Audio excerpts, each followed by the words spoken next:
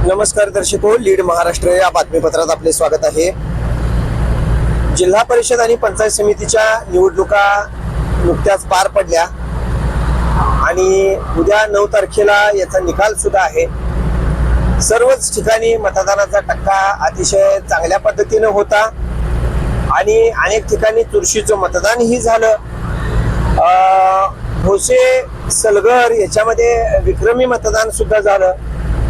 पण एकंदरीत जर विचार करायला गेलं तर भाजपला फार झगडावं लागलं, कारण भाजपाच्या ज्या सभा आपण बघितल्या, भाजपाकडून आमदार डॉक्टर सुरेशभाऊ खाडे असतील, सुमन वहिनी असतील किंवा निरंजन आवटे असतील, मनोज सरगर असतील, अन्य नेते मंडळी असतील, यांनी भाजपकडून फार चांगले प्रयत्न केले। तसं पाहायला गेलं तर बेडक जिल्हा परिषद गटातील उद्योगमंत्री उदय सामंत यांची जी सभा होती किंवा मालगाव जिल्हा परिषद गटात सुद्धा उदय सामंत यांची सभा होती आणि कुठेतरी अजितदादांच्या जाण्यानं इथं म्हणजे राष्ट्रवादीच्या सभा असू देत किंवा इतर पक्षांच्या सभा लागू शकल्या नाहीत फारशा।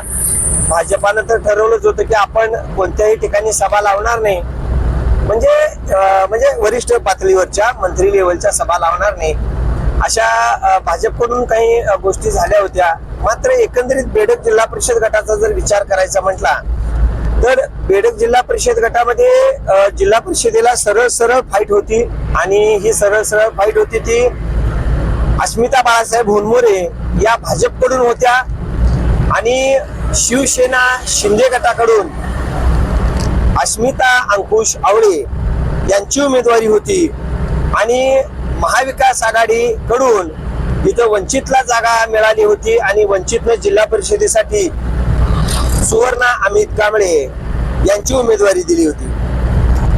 तसं पाहायला गेलं तर बेडक पंचायत समिती गणामध्ये आणि नरवाड पंचायत समिती गणामध्ये फार मोठी टशन फाईट सुद्धा आपल्याला झालेली पाहायला मिळाली आणि काल मतदानाच्या ठिकाणी आपण काही जर बाबी बघितल्या तर एक ग्रामपंचायत इलेक्शन जशी असते तसं वातावरण हे तयार झालं होतं आणि कुठेतरी जिल्हा परिषद पंचायत समितीच्या निवडणुका सुद्धा आता फार वेगळ्या पद्धतीने व्हायला लागल्या।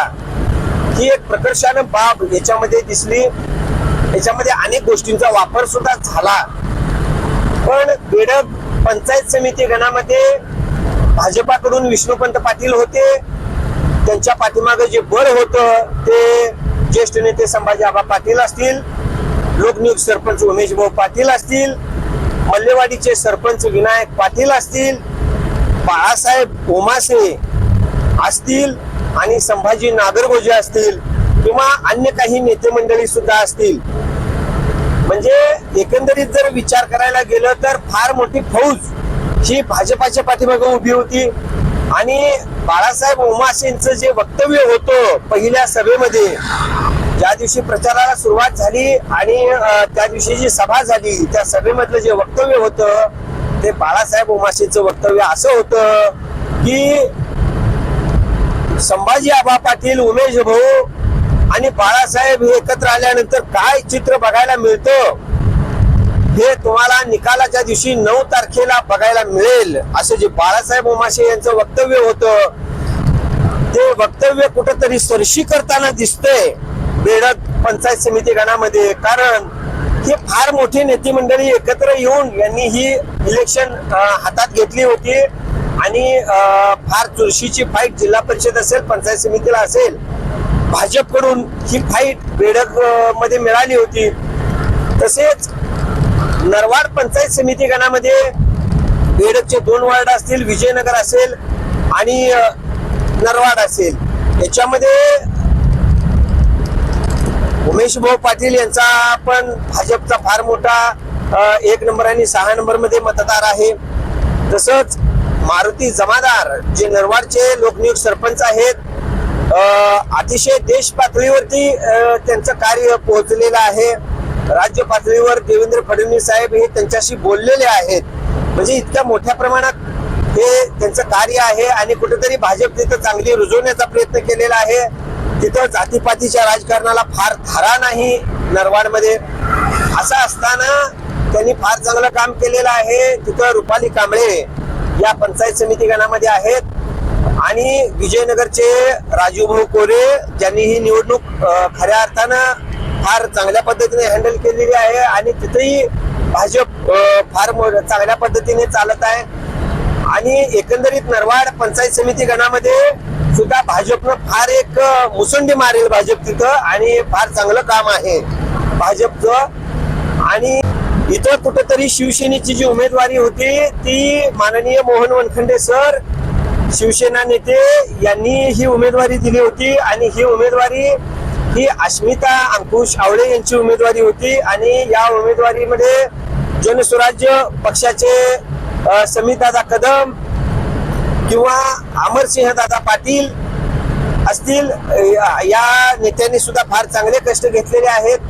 आणि सर्वात महत्वाचं म्हणजे महाविकास आघाडीचे घटक पक्ष सुद्धा यांच्याबरोबर राहिल्याचा दावा हा शिवसेनेनं केलेला आहे. कारण शिवसेनेनं नरवाडमध्ये जे पंचायत समिती गणाची जे उमेदवार होत्या तन्वी कमलेकर ह्या हातचिन्ह घेऊन लढत होत्या. मात्र तिथं सुद्धा या संयुक्त आघाडीनं तन्वी कमलेकर यांना पाठिंबा दिला होता. म्हणजे शिवसेनेचा पाठिंबा आणि जनस्वराज्याचा पाठिंबा हा सुद्धा तन्वी कमलेकर यांना तिथं पाहायला मिळाला. आणि एकंदरीत कुठेतरी शिवसेनेने सुद्धा आपलं प्राबल्य दाखवलं. राजेंद्र नागरगोजे सर हे भक्कम गजराजचे आधार आहेत, आधारस्तंभ आहेत आणि कैलासवासी परशुराम बापू यांची विचारधारा घेऊन हा गट फार अग्रेसिव्ह पद्धतीने या गटानं सुद्धा इथं काम केलेलं आहे. मात्र कुठेतरी वरच्या जिल्हा परिषदेच्या अस्मिता अंकुश आवळे यांना बेडकची लेक बेडकची कन्या म्हणून कुठेतरी थोडा सपोर्ट मिळाला अशी सुद्धा एक चर्चा आहे. मात्र कुठेतरी भाजपने केलेली विकास कामं ही लोक विसरू शकतील असं वाटत नाही इथं बेडक जिल्हा परिषद गटामध्ये. आणि त्याच्यामध्ये तन्वी कमलेकरांच्या या उमेदवारीला फार चांगलं पाठबळ सुद्धा नरवाड मधून असलं तरी नरवाडचे लोकनियुक्त सरपंच मारुती जमादार यांची खेळी अंतिम क्षणी आपल्याला उद्या 9 तारखेला दिसेल. आणि एक मुसंडी सुद्धा इथं रुपाली कांबळे यांची भाजपकडून दिसेल. आणि सर्वात महत्वाचं म्हणजे जे काल बापूसाहेब दादा बुरशी यांनी म्हटल्याप्रमाणे आम्ही 2 पक्षाच्या मानानं आम्ही फार इथं छोट्या गटानं आम्ही उदयास आलेलो आहे. आम्ही सुरुवात केलेली आहे. काँग्रेसनं इथं म्हणजे महाविकास आघाडीनं इथं जी मोठ बांधली त्या मोठमध्ये काँग्रेसचे संभाजीराजे बाबासाहेब पाटील यांची उमेदवारी काँग्रेसची इथं चर्चेत आहे बेडक पंचायत समिती गणामध्ये. आणि वंचितनं इथं जी उमेदवारी दिली होती सुवर्णा अमित कांबळे यांनी महाविकास आघाडीकडून त्यांना वंचितची इथं जागा सुटली आणि वंचितनं त्यांना ती उमेदवारी दिली. रणजित कांबळे यांचा एक फार मोठा म्हणजे कामगार वर्गामध्ये एक जनसंपर्क आहे. कामगारांची त्यांनी कामं केलेली आहेत आणि एक सामाजिक कार्यकर्ता म्हणून रणजित कांबळे हे फार चांगल्या पद्धतीने काम करतात. त्यांचा सुद्धा सुवर्ण अमित कांबळे यांना चांगला पाठिंबा मिळेल, चांगलं म्हणजे बळ मिळेल. बापूसाहेब दादा बुरशी असतील, संभाजीराजे पाटील असतील यांचं बळ सुद्धा आहे. नरवाडमध्ये सुद्धा महाविकास आघाडीचा एक वेगळा गट आहे आणि त्या वेगळ्या गटानं मग काम सुवर्ण अमित कांबळे यांचं केलं का शिवसेनेच्या अस्मिता अंकुश आवळे यांचं काम केलं हे बघणं सुद्धा फार महत्वाचं आहे. आणि त्याच पद्धतीनं गॅस सिलेंडरला विजयनगर चांगला सपोर्ट करत आहे. मल्लेवाडी मधली जी त्यांची मतं आहेत ती चांगली सपोर्ट करत आहेत. मात्र एकंदरीत जर विचार केला तर बेडकच्या राजकारणामध्ये एक फार मोठा पैलू आपल्याला पाहायला मिळाला की नेते देताना फार पंचायत समितीला सुद्धा 4 उमेदवाऱ्या टफ झाल्या. कारण पंचायत समितीच्या या उमेदवारीमध्ये भरतभाऊ चौगुले जे स्वाभिमानीचे होते हे अतिशय स्वच्छ पारदर्शी निष्कलंक चेहरा म्हणून त्यांची ओळख आहे. शेतकऱ्यांचे प्रश्न असतील, शेतकऱ्यांच्या अडीअडचणी असतील, सर्वसामान्य जनतेपर्यंत भरत चौगुले हे पोहोचू शकले. त्यामुळं भरतभाऊ चौगुले यांना सुद्धा शेतकऱ्यांनी ज्या पद्धतीनं उचलून धरलंय ते पाहता ते सुद्धा चांगली मतं घेतील आणि बेडक पंचायत समिती गणामध्ये जे 3 पाटील अर्थात विष्णुपंत पाटील, संभाजीराजे पाटील, कैलासदादा पाटील यांच्या ज्या उमेदवाऱ्या होत्या ह्या अक्षरशः शेवटपर्यंत गावाला त्यांनी कोड्यात टाकलं होतं की नेमकं मत द्यायचं कुणाला. आणि या एका कारणावरून जनता फार म्हणजे वायबल झाली होती की हे तिघही चांगले आहेत. एका गटामध्ये यांनी पूर्वी काम केलेलं आहे, माननीय अमरसिंह दादा पाटील यांच्या नेतृत्वात या तिघांनी सुद्धा पूर्वी काम केलेलं आहे. आता काही अंतर्गत गटबाजीमुळे ते संभाजीराजे पाटील असतील, विष्णुपंत पाटील असतील हे वेगळे झाले होते.